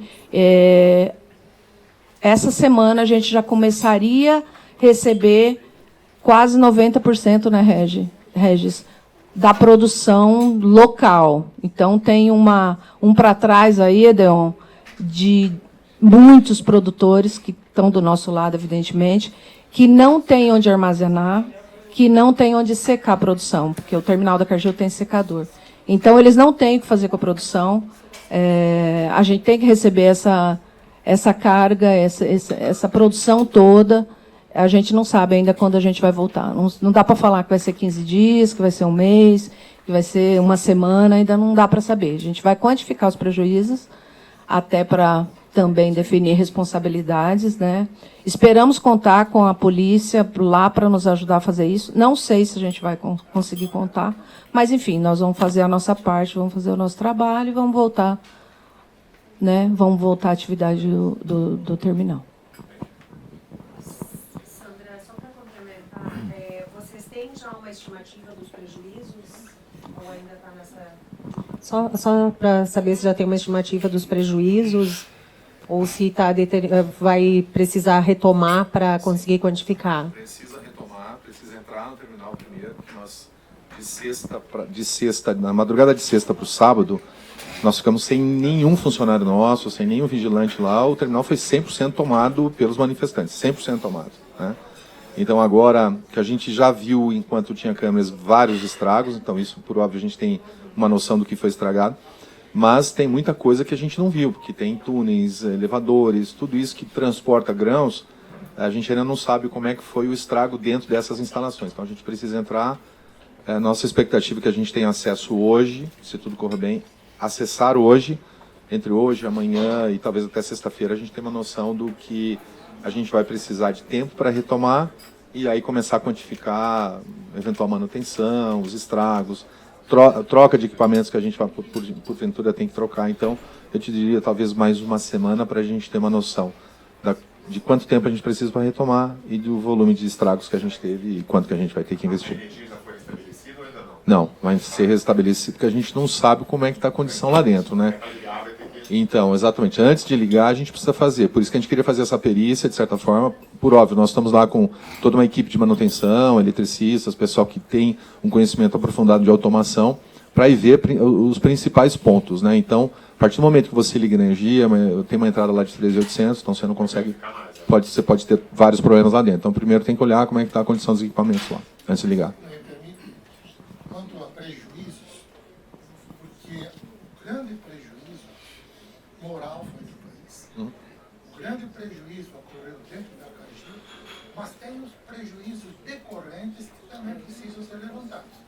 Há demurras de navios que não puderam carregar, embarcações que não puderam esvaziar, os caminhões que ficaram parados na origem, etc. E nós queremos colaborar fornecendo isso para vocês, para incluírem isso. Excelente. Alguém tem que pagar. O tema que o senhor está trazendo, o mercado, já a partir do momento, nós temos nomeação hoje até 15 de abril. Nós temos navios nomeados e tem vendas feitas até 15 de abril. Como nós tivemos que declarar força maior, porque a gente não tem noção de quando nós retomaríamos o terminal, o mercado já começou a não querer mais comprar produto naquela região, né, o mercado mundial. Por causa daquela situação, por causa justamente da insegurança, a falta de previsibilidade de quando o terminal ia estar operando, se seria somente no nosso terminal, porque poderia ter movimento em outros lugares. Assim como foi anunciado na semana passada, nas redes sociais, pelo movimento de que fariam movimentos, e fizeram realmente movimentos na segunda-feira em Porto Velho, na cidade de Porto Velho, fizeram em Belém, tinha movimento programado para acontecer em Porto Alegre, no Rio Grande do Sul. Então, assim, vários movimentos justamente protestando contra o decreto. E aí, quando o governo anunciou, obviamente, a revogação do decreto, ontem aconteceu, né, o movimento em Porto Velho acabou acontecendo. Mesmo o governo tendo revogado na segunda-feira, na terça-feira o pessoal fez o movimento em Porto Velho. Né? Não acredita, Cargill, que isso aconteceu contra a Cargill. Isso está acontecendo contra o agronegócio. Então, isso é importante, sabemos que o grande prejudicado, como acabou de falar, no mercado internacional é a origem do nosso produto. É contra o agronegócio, tanto é que esse é um fato que aconteceu aqui. Na sexta passada houve um ato mais político na frente da nossa sede na Cargill, em São Paulo, ali na frente do Shopping Morumbi. Eu não sei dizer se tinham 50, 100 pessoas com bandeiras de partidos políticos, jovens, solidários, e que vandalizaram toda a fachada do edifício ali, do Morumbi Corporate. E escrevendo isso, morte ao agro, fecharam a rua e tudo mais. Então, assim, é contra a Cargill porque a Cargill estava lá e a Cargill, como diz muito bem a Jaque, é internacional e tudo mais. Mas, de fato, sim. E aí a gente sabe, né? Aí Pedral, Ferrogrão, outras coisas. Então, a gente sabe que tem um movimento crescente nesse sentido. Então, por isso que o discurso não pode acabar. E aí, só complementando o Regis, a gente tem que calcular para trás e para frente. Só com a paralisação da entrada de caminhões, porque a gente ainda continuava recebendo barcaças nos primeiros dias, nas primeiras semanas, só a paralisação dos caminhões impedia que 10 mil toneladas de caminhões, né, que chegassem no terminal, sem falar das barcaças, porque depois houve também a interrupção das barcaças. Então, a gente está falando aqui de dezenas de milhões, que a gente não consegue falar, sem os prejuízos ao terminal. Tá? A gente só está falando dessa cadeia toda que a gente tem, né, da origem e também do destino, como você muito bem colocou, demurras e tudo mais. Então, não é pouco, não. Tá? Sim, só antes de uma colocação aqui, o seguinte, diante disso que ela falou, a questão, né, que é mais um ataque, inclusive, ao agro, é mais um motivo de entender por que essa inércia toda durante esse período. né? Eu vi aqui que foi feito um pedido da senadora Margarete Busetti, né? Um requerimento de criação de uma comissão temporária externa para realizar diligência externa no terminal da Cargill. Quer ver os impactos que foram feitos lá. Então, saber o que é isso. E eu acho que uma outra diligência deveria também ser feita, né, para entender o que a Sandra falou aqui. Por exemplo, tinha uma decisão judicial que mandava essa... E não foi feito, quer dizer, não foi cumprido. Duas, né? Então, assim, até nesse sentido que foi colocado aqui, já que é, sei lá, uma coisa mais orquestrada, né? E da forma, a estratégia que o governo foi voltar um pé atrás, né? E a gente sabe que a gente precisa, o nosso agro precisa disso. Eu acho que o Congresso deveria, na esteira disso aqui, tomar alguma iniciativa, não sei qual seria um instrumento legislativo para isso, de procurar entender o que de fato aconteceu para que essas decisões não fossem acatadas, não fossem cumpridas, demorasse tanto tempo e com risco até, né, de se estender aí para outras localidades, né? Como a gente viu até no DENIT, eles chegaram a entrar, mas parece que já estava, né, previsto para, como ele falou, Rio Grande do Sul, uma série de coisas assim, tá bom? Desculpa, porque eu preciso sair, porque eu tenho outra agenda, mas queria só reiterar. Quando eu disse que é importante a Frenlog atuar, e quando eu falo não é só a Frenlog, né, é toda a comunidade, as entidades, eu até propus aqui na coalizão, nós precisamos emitir ofício ao presidente da República, nós temos que fazer barulho, porque se nós tratarmos isso como se, não, está resolvido, agora vamos levantar só os números, botar o terminal para operar, não é isso. A gente, nós que temos entidades, que atuamos na infraestrutura, no agronegócio, em todo, no parlamento, nós temos que repercutir isso e escancarar o absurdo que ocorreu. Descumprimento judicial, foi a ausência do Estado. O Estado brasileiro se subordinou, se submeteu à chantagem de grupos irresponsáveis. É essa a realidade que ocorreu e que está ocorrendo. Então, cabe a nós, entidades, cabe a nós, formadores de opinião, agirmos e fazermos barulho, porque senão isso crescerá num movimento que não se segurará mais, né? Então eu queria reiterar isso como FENOP. Me desculpe, eu preciso sair porque eu tenho outra agenda lá na Secretaria de Portos, mas a FENOP, como participante do IBL, da Frenlog, está aqui para ser liderada por esses movimentos e fazermos nossas partes também. Obrigado. Depois me passa, por favor. Eu tenho várias colocações. Eu vou falar rapidamente aqui, que eu acho que nós estamos... me preocupa um pouco o tom nosso, se vocês vão retomar, se vocês vão levantar prejuízo. Eu acho que a gente tem uma situação bastante séria ainda, é que se a gente não fizer esse movimento que o Sérgio está falando, se a gente não for muito barulhento também, né, tal qual eles foram, do ponto de vista institucional, né, a gente trazer as instituições, trazer o Congresso Nacional para se posicionar, é a questão da manutenção da posse de vocês, né? Que o fato de vocês votarem não significa que vocês vão ficar lá, porque foi muito fácil quebrar a porteira. Como foi muito fácil quebrar a porteira com a ausência do Estado, eles perceberam essa ausência do Estado, ninguém tem garantia de que esse movimento vai parar aí. Ele só vai parar se as instituições começarem a se manifestar de uma forma veemente. Acho que sim, essa comissão, a presença parlamentar lá pode dar este peso. Então a gente precisa, o agro precisa falar mais alto, porque o destinatário desta confusão toda é o agro, né? Então acho que o agro precisa entrar, o setor portuário, obviamente, nós estamos falando aí de, é uma tese que eu defendo, que é território federal, né? Porto é um território federal, né?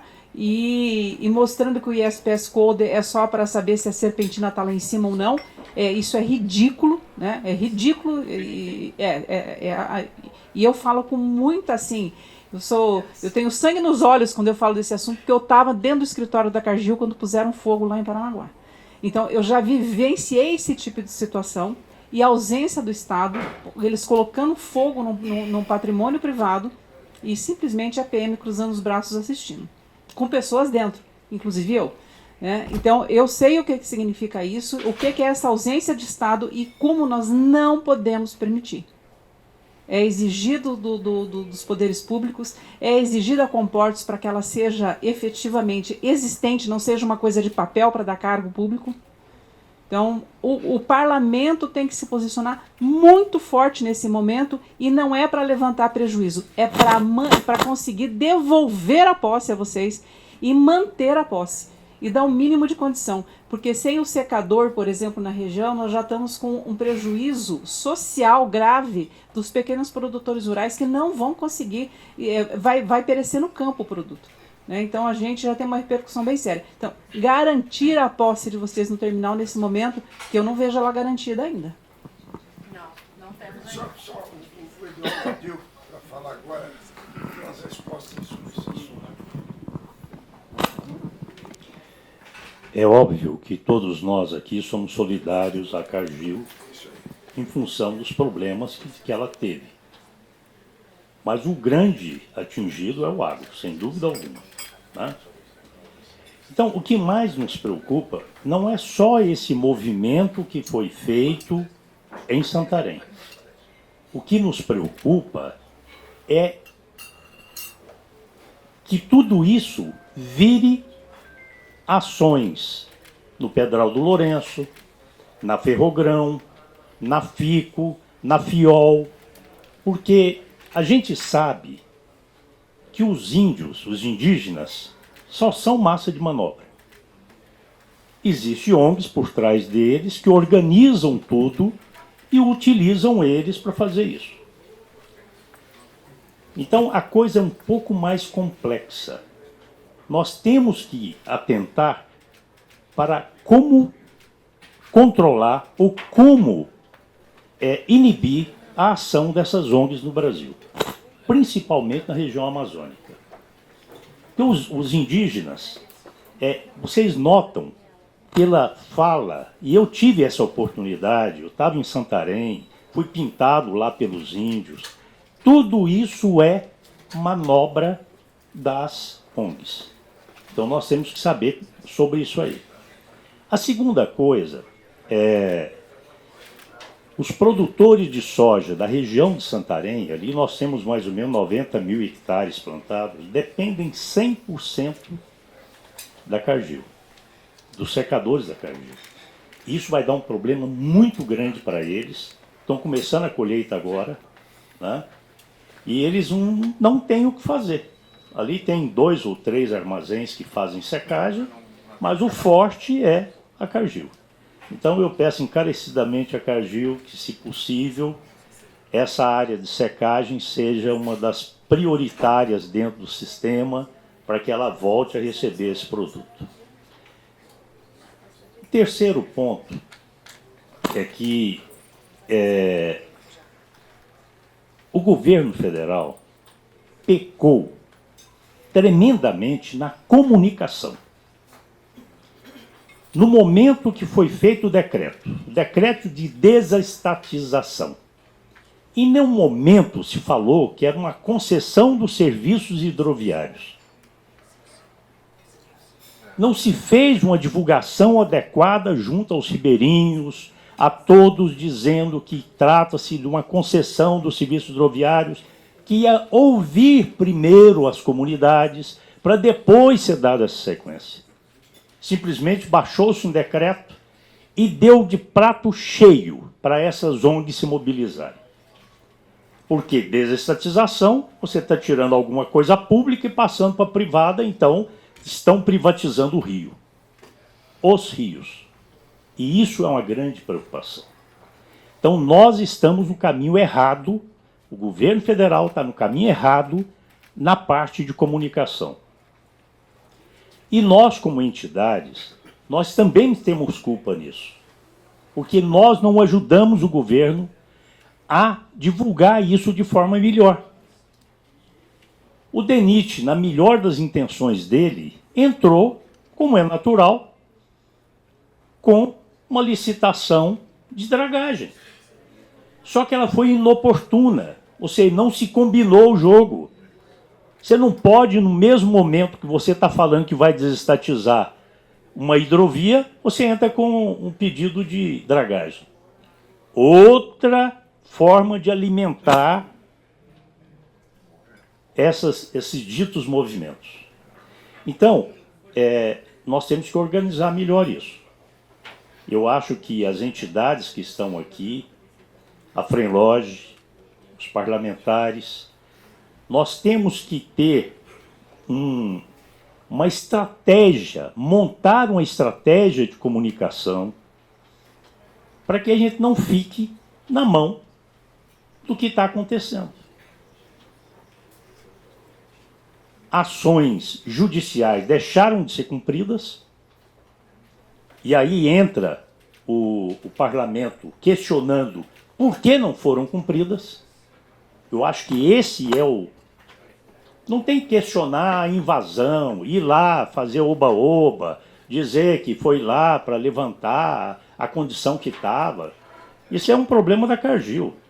Agora, o que se tem que dar é segurança para que a Cargill possa continuar trabalhando. Que não aconteça mais.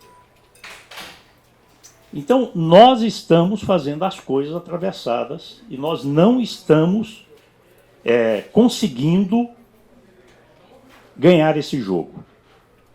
E o que me preocupa é espalhar esse problema por todas as iniciativas que beneficiam o agro. Isso me preocupa. É a FIOL, é a FICO, daqui um pouco param também as obras da FICO, que está em andamento, param as obras da ferrovia Vicente Vuolo, que vai para Lucas do Rio Verde, param outras obras, param as ferrovias que estão em funcionamento, a Rumo, a própria VLI. Se abriu uma condição para eles. Nós podemos fazer porque nós somos imputáveis. E as ONGs trabalham nisso aí, por quê?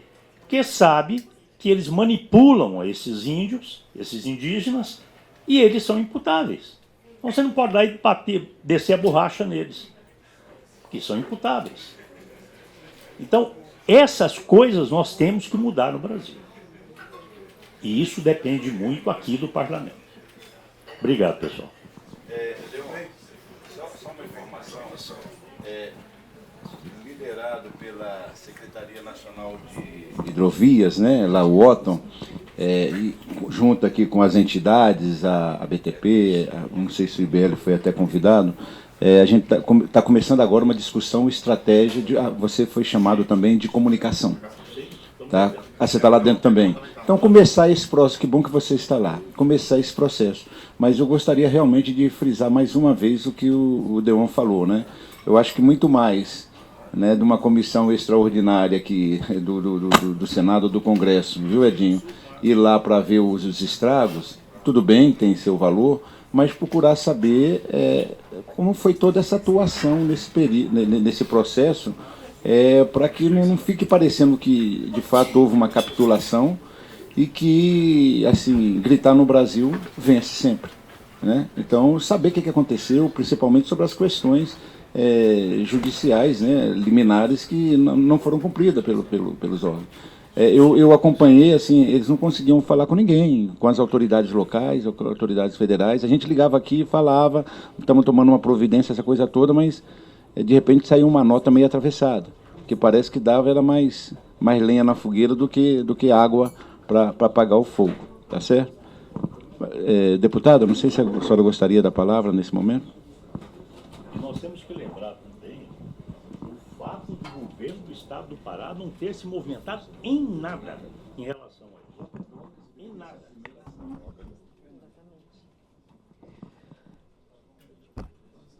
Eu vou tentar, tinha várias pautas aqui, mas eu vou tentar, vou iniciar pelo que a gente está debatendo aqui agora.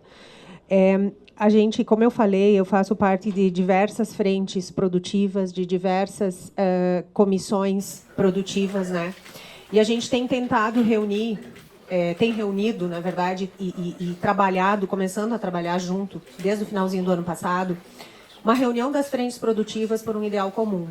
Porque, efetivamente, o que a gente sente hoje no Brasil é essa insegurança jurídica, uma insegurança institucional também, agora comprovada pelo que a doutora Sandra falou. Nós tínhamos liminares, nós tínhamos determinações judiciais que simplesmente foram ignoradas, pelo que a gente conseguiu depreender da sua fala. E isso nos preocupa muito, porque essa sensação de insegurança jurídica, de insegurança institucional, e isso gera insegurança no mercado. Porque quando a gente fala, né, principalmente esse setor, né, Jaque, que está em franco desenvolvimento, a gente olha outros portos que a gente visitou no mundo também, o quanto a gente está bem, mas o quanto a gente precisa evoluir também para se tornar cada vez mais atrativo. E as hidrovias também, eu acho que a doutora Sandra falou, né? Nós não temos hidrovias, nós temos transporte aquaviário. Então a gente tem, e o Pedral do Lourenço, que foi falado aqui, né? Foi uma das ações que nós tivemos ano passado aqui na comissão, que foi uma grande vitória, né? Que abre precedente, né? Abre jurisprudência para demais derrocamentos. Enfim, a gente tem tido avanços importantes, mas a gente sempre sente, independente da comissão, independente da frente, o nosso sentimento é sempre esse, que nós estamos diante de uma insegurança jurídica muito grande. Muitas vezes a gente aprova alguma coisa no parlamento, acho que o caso mais clássico que atinge todo mundo, independente de posicionamento político, foi a questão do IOF. A Câmara, o Congresso Nacional, acabou com o IOF, vetaram, a gente derrubou o veto, judicializaram, e voltou a valer. A nossa decisão, o nosso trabalho não valeu absolutamente nada. Então, fazendo essa introdução, a gente quer dizer que todos nós somos solidários com a Cargill. Não foi só a Frenlog, a FPA, todas as frentes se mobilizaram e falaram, né, deixaram muito claro o seu posicionamento. E o que a gente está vendo nesse sentido, e também trazido pelos dados aqui, quando os invasores começam a ameaçar de invadir sistema através de hackers, a gente percebe que essa invasão de propriedade ela está se especializando cada vez mais a ponto de que nós, há pouco tempo atrás, nem imaginávamos que isso podia acontecer.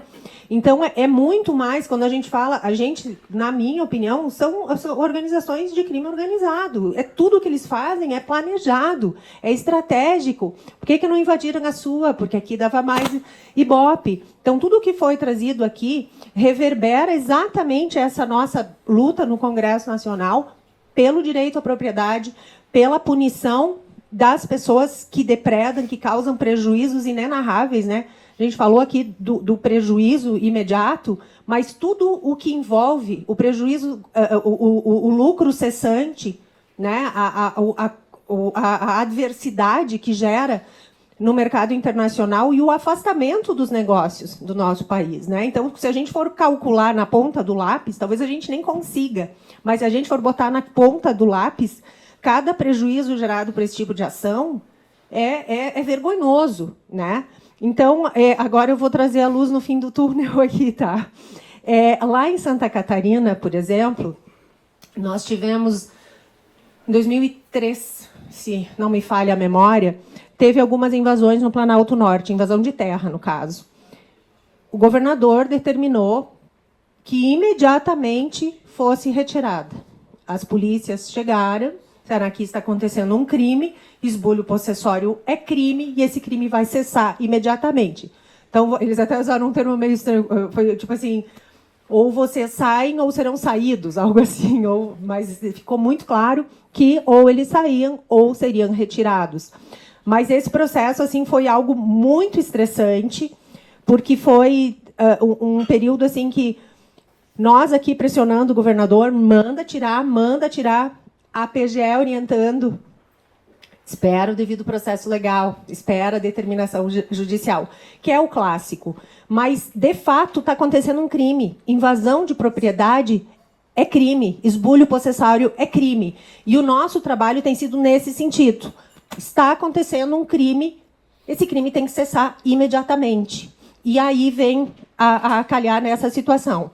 E aí a gente tem, inclusive, projeto de lei para que isso valha. Lá em Santa Catarina já vale, porque o nosso governador bancou. Muitos estados, e a gente fez um movimento com os governadores nesse sentido também, pedindo que todos aderissem, mas, evidentemente, que nem todos têm esse mesmo pensamento.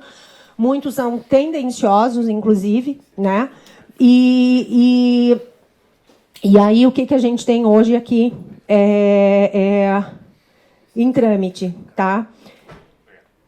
Está no celular, perdão. Número de lei, a gente não consegue gravar tudo. Mas a gente tem já está pronto para o plenário, né, Arthur? É isso, né? É 8262. Tá pronto para ir a plenário já. O PL 8262, que permite a retirada imediata dos invasores.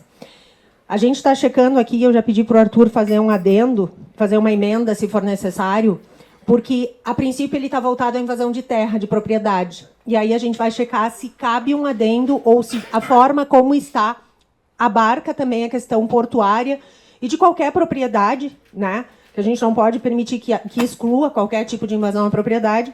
Mas, com a aprovação desse projeto de lei, vai estar claro, vai estar obrigado, né, que imediatamente vai permitir, em que pese pelo entendimento geral, como é crime, tem direito de fazer, tem obrigação de fazer cessar esse crime. Mas, de fato, né, o direito alternativo, como eu gosto de chamar, permite interpretações diversas do que a lei manda, né? Aliás, o Brasil é um caso a ser estudado, né, porque nós temos uma lei formalizada, né, uma lei escrita muito forte, mas na hora de julgar vale o direito de costumes, né? Do vasto entendimento e da livre...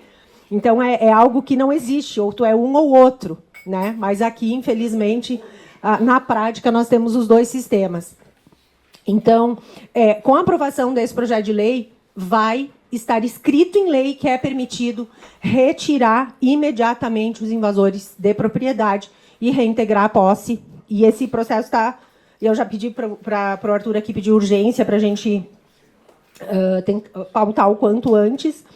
E aí, adendo a essa matéria, tem um projeto de lei meu, que é o 1276 de 23, que ele traz uma agravante para invasão de terra. Porque hoje a pena é 2, 3 meses, vai para casa, está tudo certo, é detenção. E no meu projeto de lei, ele coloca agravante quando é cometido por questões ideológicas, movimentos políticos, com uma tendência ideológica e política, e não de propriedade, que seria o que eles realmente dizem, né, ter como princípio. E nessa agravante, a pena pode ser dobrada e chega até 8 anos de reclusão. Então, o recrudescimento das penas, partindo-se do princípio de que é o medo da lei que vai fazer as pessoas não cometerem crime, que eu acho que eu tenho certeza que é isso que funciona, de outra forma, não só não funciona, mas também acaba induzindo, né, e facilitando o cometimento de crimes, né? Então, eu queria deixar para vocês essa boa notícia, que já tem um projeto de lei nesse sentido, e a gente vai checar se precisa colocar uma emenda que abarque também estabelecimentos comerciais, ou enfim, para a gente abarcar. Eu acredito que já esteja, mas a gente vai ter o zelo de checar isso para que tramite junto como emenda. E aí, a Rebeca, até agradeço aqui, me mandou uma dica para a gente fazer os requerimentos necessários, fazer uma comissão externa para ir visitar em loco e para a gente também dar essa... Além de levar, né, essa situação toda de forma mais real possível, né, também atender, tomar providências aqui na Câmara nesse sentido. E outra coisa muito importante, assim, que eu até não estou conseguindo fazer me entender muito bem, porque parece que foge. Deputado, só para registrar a presença do presidente da FRELOG. Bem-vindo, nosso presidente, senador Wellington. Gostei do jeito que você falou meu nome, viu? Como eu falei? Wellington. Wellington. É porque lá eu sou chamado, me chamam de Welton. O senhor quer... Não, continua. Continua aqui? Perfeito, obrigada. Então, na Comissão de Turismo, eu acredito que a Comissão de Turismo ela consiga linkar todos os outros assuntos. Desde o agro, qualquer situação, o turismo consegue abarcar. E o turismo é uma imagem bonita, uma palavra bonita, boa, que chama a atenção. Porque, às vezes, quando a gente está lá na frente parlamentar da agropecuária, na Comissão da Agricultura, brigando, é aquilo que já falaram aqui, Sempre nessa invasão da Cargill, por exemplo, era uma questão da hidrovia, um decreto, mas eles falaram agro mata, o agro não sei o quê. Sempre o ataque contra o setor produtivo, começando pelo agro, como se fôssemos os grandes vilões. E eu quero... E outra coisa, assim, quando qualquer cenário que a gente vê internacional falam mal do Brasil, ou colocam em xeque sustentabilidade, colocam a gente como se nós fôssemos realmente vilões. E um dos vieses que eu quero tratar, das linhas que eu quero tratar dentro da Comissão de Turismo é justamente isso, é mostrar o que a gente realmente faz aqui. O nosso trabalho com responsabilidade, com sustentabilidade, e levar, a mudar essa imagem que tentam criar do Brasil mundo afora. E levar a imagem do que a gente realmente faz. Porque, às vezes, é tão difícil para nós tocar tudo que a gente faz, né? Tocar esse barquinho, remar esse barquinho para frente, que são grandes empreendimentos extremamente onerosos, com uma legislação extremamente rigorosa, né, Gesualdo? Os custos operacionais são gigantescos, né? E a gente tem que dar a volta, tem que fazer essa máquina girar. E ninguém no mundo tem as exigências que nós temos, né? E por incrível que pareça, muitas das exigências internacionais que colocam, inclusive, nos nossos produtos, não é exigência externa, é exigência nossa. Então, parece que o Brasil trabalha contra o Brasil. Parece, é impressionante, assim. E a gente tem quando eu entrei na política, eu tinha certeza de que nós tínhamos que... E todo advogado acho que tem esse sentimento, né? A gente precisa revogar metade das leis que tem nesse país. E a gente continua criando leis o tempo inteiro, né? Eu sou absolutamente contra essa regulamentação de todos os atos da vida civil. A gente tem lei, vocês já repararam que tem lei para quando entra no elevador que obriga a olhar se o elevador está parado? A gente precisa de lei para isso. Algo que é educação, que é algo muito maior do que uma lei. A gente tem que saber isso. Então, é como se a nossa inteligência tivesse condicionada a um processo legislativo, a uma lei que te obriga a olhar se o elevador está parado ali. Então, usando isso de exemplo, né, para mostrar as dificuldades que a gente tem também, né, e os desafios que a gente tem pela frente, né. Então, o nosso esforço, para resumir aqui, para eu não me estender demais, o nosso esforço tem sido, sim, pelo direito de propriedade, pela manutenção do direito de propriedade, e que, quando chega, muitas vezes, no colo, né, na mesa de alguns julgadores, de alguns juízes, de alguns membros do Ministério Público, eles simplesmente acham uma transferência da responsabilidade. Né? A gente acredita que a responsabilidade é do indivíduo. Tu cometeste um crime, tu vai pagar. E é muito mais fácil para a sociedade punir um elemento e a sociedade está arrumada. Agora, eles transferem a responsabilidade para a sociedade. Transferem a sociedade para Cargill agora. Não, vocês vão ter que dialogar, porque não tem lei que te abarque, que te abrace.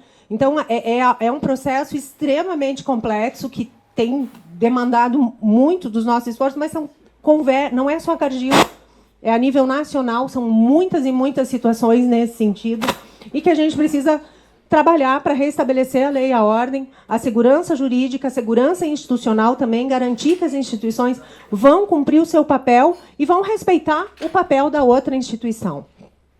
Então, nesse sentido, a gente está trabalhando, acho que em breve, né, e a gente vai aproveitar essa deixa também para tentar colocar esse projeto em votação o mais rápido possível, né, porque eu acho que é um exemplo de um principalmente quando a gente puder falar em números, que é o que impacta, né, a sociedade, e o que travou o produto que está apodrecendo lá no campo, né, que não girou, enfim, todos os prejuízos que a gente tem de uma forma bem ampla, eu acho que toca ainda mais a sociedade, né, e a gente precisa reverter essa visão de que o setor produtivo é culpado de tudo, que o agro é culpado de tudo, né, e aí também, quando o senhor falou em comunicação, eu já anotei aqui também, fiz uma série de anotações, para a gente tentar, realmente, de uma forma proativa, sempre que houver algo de impacto e que a gente sabe que vai ter esse tipo de reação, a gente, de repente, possa achar um meio que não é fácil, a gente está vendo isso na Comissão de Portos agora,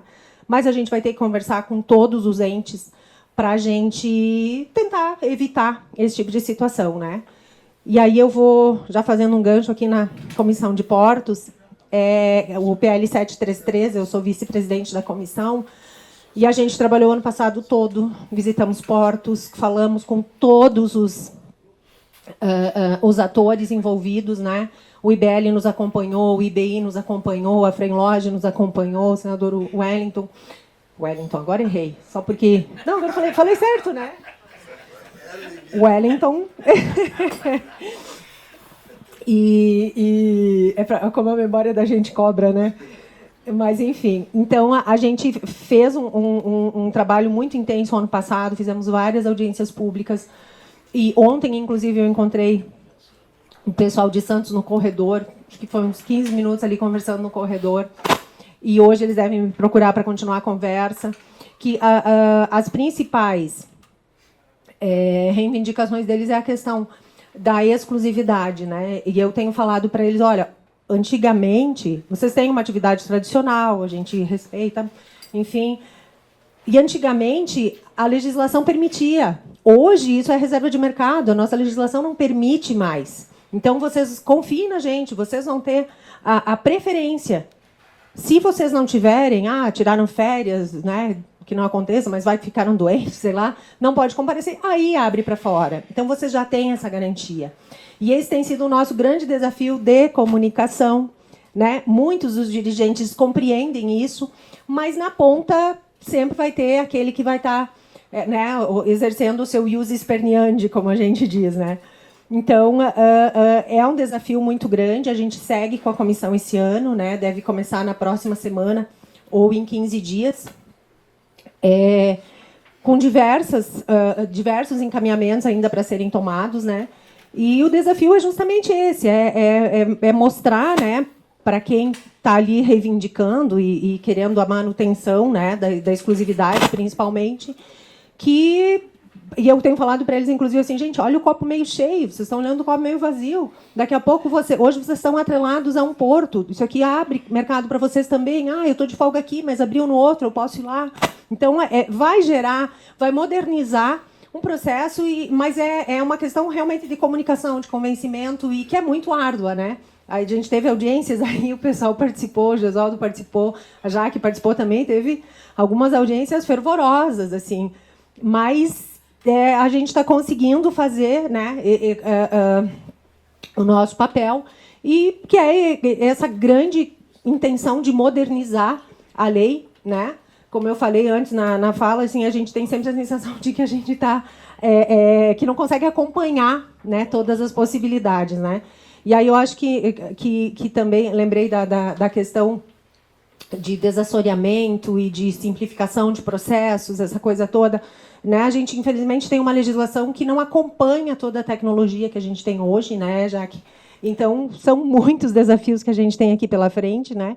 E aí a gente vai ter que sentar, estudar tecnologia e tudo mais, ouvir os expertos nesse tema, para que a gente realmente possa ver, olha, o que o mercado tem. E quando a gente conseguir aprovar a lei, já vai ter novidade, né? Então, é essa coisa de por exemplo, fazer as medições, né, são processos extremamente demorados para a tecnologia que nós temos hoje, né? Já tem tecnologia suficiente para melhorar tudo isso. Enfim, se tiver mais alguma coisa que eu puder agregar, eu peço que me perguntem para eu não tomar toda a fala aqui, tá? Mas eu acho que essas duas situações assim são bem importantes, né? Especialmente na busca de segurança jurídica e de punição imediata para violações ao direito à propriedade. Tá? Muito obrigada. Valeu. Ligou o motorzinho ali, não parou mais aí. Eu gostei de ver. O meu medo é não conseguir desligar o motorão. Meu pai disse que ele diz, quem sabe, sabe. Né? Mas agradecemos mais uma vez a presença de todos. Né? Estouramos o tempo, né, Gesualdo, porque o tema exige, o tema é importante. Dizer a Cagil, todos aqui, conte com a Frenlodge, nós estamos à disposição. IBL, nós trabalhamos aí a 4 mãos. Né? Como eu falei ainda há pouco, eu e a Rebeca passamos o final de semana conversando, trocando ideias, acordando. Cheguei até a acordar deputado e senador até à noite, porque o tempo, o momento exigia. Conte conosco. Né? O senador Wellington Fagundes pediu uma atenção especial a isso, haja visto que ele mesmo agendou a pedido. Se empenhou, exatamente. Vou passar, então, ao nosso presidente. Assim que ele falar, estaremos encerrado o nosso encontro aí e nos colocando à disposição. Daniela, suas sugestões foram importantes. Somos parceiros para ajudar uma assessoria do IBL, uma assessoria aqui técnica também, tá bom? Me permita, perdão, um segundo. Juro que é um segundo. Gente, agradecer demais, assim, porque a gente só consegue fazer tudo isso porque a gente tem a Frenloge, né, senador Wellington, dando suporte para a gente, tem o IBL, tem o IBI, tem a Rebeca, e acabou de mandar sugestão aqui, a gente fica trocando bilhetinho, a Jaque, enfim, todos vocês que dão suporte para o nosso trabalho, porque a gente não tem todo o tempo que gostaria para sentar e estudar tudo, então essa assessoria, essa orientação, assim, e eles podem ter certeza, são de primeira linha e deixam a gente seguro, né, senador, para que a gente possa fazer os debates e estar à frente desses processos todos, assim como o nosso querido deputado catarinense, né, Edinho Bess. Muito obrigada. Obrigado, Daniela. Ela está sempre à disposição. A gente conversa de sábado à noite, de dia, e interessante que ela retorna todas as ligações. Parabéns. Com a palavra, o nosso presidente, senador Wellington Fagundes. Ninguém quer falar mais, gente? Então pode encerrar mesmo, né? Então cheguei para encerrar. Mas bom dia a todos. Quero cumprimentar a deputada Daniela, que assumiu, né, a Comissão de Turismo lá da Câmara dos Deputados, e eu já quero convidá-la para conhecer o Pantanal, viu? Para falar em turismo, tem que conhecer o Pantanal e a nossa Amazônia, Mato Grossense e o Mato Grosso como um todo. E convidar todos vocês também, claro, né? Eu quero, essa semana agora, inclusive, nós tivemos um evento muito bom lá, grandioso até. Eu consegui um recurso para reformar um navio da Marinha do Brasil, que faz lá um trabalho social de atendimento médico, hospitalar, em todo o Pantanal. A sede lá do distrito é Ladário, lá em Corumbá, e eles sobem o rio, até, nesse caso, este ano até Barão de Melgaço, depende do calado do rio, né? E vai parando nas comunidades ribeirinhas, enfim, fazendo todo um trabalho. Algo muito interessante. E a Marinha do Brasil, eles têm um papel muito importante lá no Pantanal, principalmente a questão das queimadas, né? Mas também o controle de toda a navegação do rio, enfim, a ferrovia Paraguai-Paraná, que esse ano agora conseguimos estender, porque ela ia até Cáceres, conseguimos estender a hidrovia até a Barra do Seputuba, porque estava tendo um grande problema na cidade de Cáceres em função do desvio, da mudança de curso do rio e assoreamento, e até rompendo a estrada, enfim. Mas, se eu for falar do meu Mato Grosso, eu vou falar aqui, Daniela, pelo menos 2 horas. Então, eu vou aqui falar da satisfação de recebê-los aqui. Gesualdo, a gente percebe o trabalho que você está fazendo, que todos aqui estão fazendo, é importante. Também a Rebeca, já pegou na Rebeca ali, né? Então, ninguém faz nada sozinho, né? Então, mas eu acho que é importante o crescimento, o fortalecimento do IBL, consequentemente o fortalecimento da Frenloge. O IBL é o braço técnico operacional da Frenloge, e aí eu agradeço todos aqueles, inclusive voluntários, e é importante que todos os setores compreendam esse papel. Nós temos que trabalhar com todas as parcerias possíveis, inclusive outras entidades, enfim, a área empresarial e aqui especificamente a questão da Cargill, né? Esse episódio, eu acho que não é nada mais, nada menos do que uma continuidade do que aconteceu na COP30, né? E percebe-se que o governo ele vacilou, né? O governo claudicou, o governo prometeu, levou ilusões, né?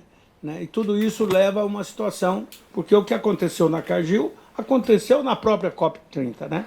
E ali todos sabem que tem um envolvimento também de interesses os maiores possíveis, que aqui não vamos detalhar isso. Mas eu acho que sempre é um alerta, né? É um alerta que a gente precisa entender que se a gente não se organiza, né, e aí eu não estou falando de questão ideológica, não. Eu digo o setor produtivo, empresarial, se não se organiza, vai virando bagunça a situação. E as pessoas deixam de saber a importância do que é segurança jurídica, do que é estabilidade de um país, do que é credibilidade para que possa ser investido no nosso país. E o mundo está globalizado, eu acho que nós teríamos agora oportunidade, com crises que estão acontecendo em outros países, do capital que estava chegando muito forte no Brasil, mas que infelizmente Banco Master, CPI do INSS, consignado, tanta coisa que está acontecendo ao mesmo tempo. Agora, hoje de manhã, está acontecendo uma grande operação lá em Pernambuco. Isso tudo deixa a população atordoada, né? E sem saber em quem acreditar, né? Então, quando as instituições não têm credibilidade junto à população, isso também é muito ruim, né? Pode vir depois outras situações mais complexas. Esse ano é um ano eleitoral, é claro que o nervosismo aumenta, né? Porque também muitos querem aparecer por aparecer, né? E não pelo resultado do país. Mas eu acho que o nosso papel aqui é exatamente esse, trabalhar para que a gente possa mostrar para a sociedade brasileira e para todos aqueles que não compreendem o papel do que é uma empresa que está investindo, que está acreditando no Brasil. Então é o grande desafio que nós temos aqui para fazer. Por isso, essa reunião aqui com todos os segmentos, né, com todas as nossas áreas de atuação, né? Então, eu gostaria aqui de dizer para vocês também a importância, viu, Daniela, dos parlamentares estarem aqui. Essa frente é uma frente mista, portanto, é de senadores e deputados. Fico muito feliz de você estar aqui, outros que já vieram, mas quanto mais a gente puder fazer com que esses eventos, os parlamentares também compreendam o papel, porque também é importante vocês compreenderem, mas também o parlamentar entender a necessidade, e isso aí é uma conquista que nós temos que fazer, diuturna, de ambos os lados, para um saber valorizar o outro, né? O setor empresarial saber o papel do político, o político saber o papel do setor empresarial. Então eu agradeço aqui, já podemos... Nosso evento lá na AGU, que você solicitou lá a audiência, foi excelente. Não funcionou. Não, você...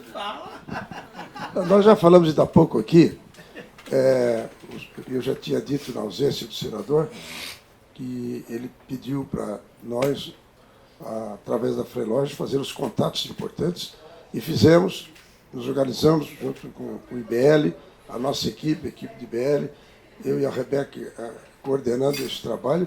O senador solicitou ao senador, ele fez a solicitação, fez contatos pessoal com o próprio ministro da AGU, tivemos a reunião, os advogados da CAGU estavam na reunião conosco, foi uma reunião muito produtiva pelo que nós reivindicamos momentaneamente, né? Porque depois acabou nos transformando em resultado. Então, o objetivo aqui, senador, é nós darmos continuidade, né? E muitos já se manifestaram, muitos já saíram, de que nós deveríamos fazer alguma coisa, vamos fazer juntos, para que não fique de graça, não fique barato isso. Nós vamos ter que estar mexendo nisso, prejudicou o país, prejudicou o investimento, a rodovia é importante, a hidrovia é importante. Vamos criar uma Câmara Temática de Hidrovia. E o risco do precedente. Então, nós vamos continuar atuando nesse sentido, em nome da Freelógia e do IBL. Mais alguém? Para que o mau exemplo não fique um costume, né? Exatamente isso. Eu vou agora, inclusive, ter uma audiência com o ministro Messias. Se vocês quiserem falar comigo ali, ainda podemos conversar. A audiência que nós tivemos é isso aí, foi até bom lembrar. Eles estavam lá pessoalmente e eu fiz audiência de dentro do navio, lá no Pantanal. Ou seja, a participação nossa tem que ser assim mesmo, versátil, né? Então eu termino aqui, agradeço a todos vocês, agradecendo a Deus a oportunidade de estarmos aqui. E vamos à luta, né, gente? Isso aí.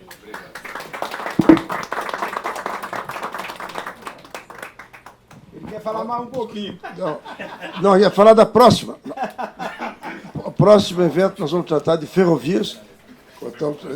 E depois, dia 11, né, que nós combinamos. Aí nós vamos criar a Câmara Temática de Hidrovias da Freelógia. As 8 câmaras temáticas, vamos ficar com 9, certo? E aqui, obrigado e sempre à disposição. Parabéns, Gesualdo, também pelo trabalho na IBL.